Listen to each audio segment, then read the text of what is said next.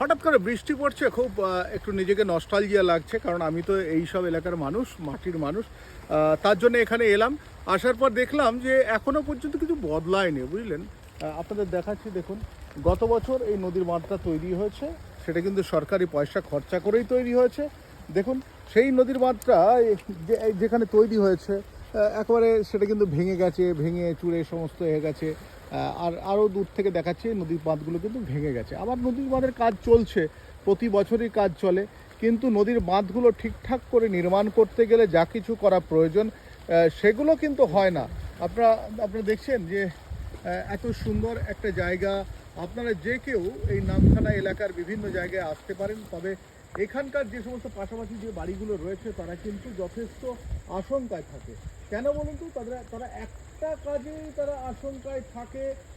বিষয়টি হচ্ছে এখানকার বাড়িগুলো কিন্তু জল ঢুকে যায়, তারপর ভেঙে যায়। যখন প্রচণ্ড জল, ইয়াস থেকে আরম্ভ করে এর আগে যে সমস্ত জলস্ফীতি হয়েছে, ঝড় হয়েছে, সেগুলোতে বাঁধ ভেঙেছে, বাঁধ ভেঙে জল ঢুকেছে।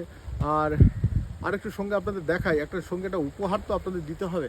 এখানে না বাণিজ্যিক জাহাজ, অর্থাৎ এই যেগুলো রয়েছে বার্মা কিংবা বাংলাদেশের বিভিন্ন বাণিজ্যিক এই সমস্ত মাল পরিবহনের যে সমস্ত এগুলো জাহাজ বলবেন নাকি এগুলো মাল পরিবহনের জলযান বলা চলে, সেগুলো কিন্তু এখানে রয়েছে।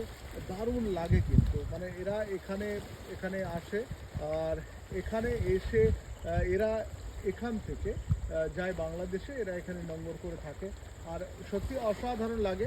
দেখতে পাচ্ছি এটা নামখানা মুড়িগঙ্গা বলে অ্যাকচুয়াল। আর আমি যেখানে দাঁড়িয়ে রয়েছি এটা কিন্তু নারায়ণগঞ্জ। এই নারায়ণগঞ্জ আর মুড়িগঙ্গা দুটো সত্যি দারুণ, পরিবেশটা দারুণ, কিন্তু এখানকার মানুষগুলো না খুব আশঙ্কায় থাকে।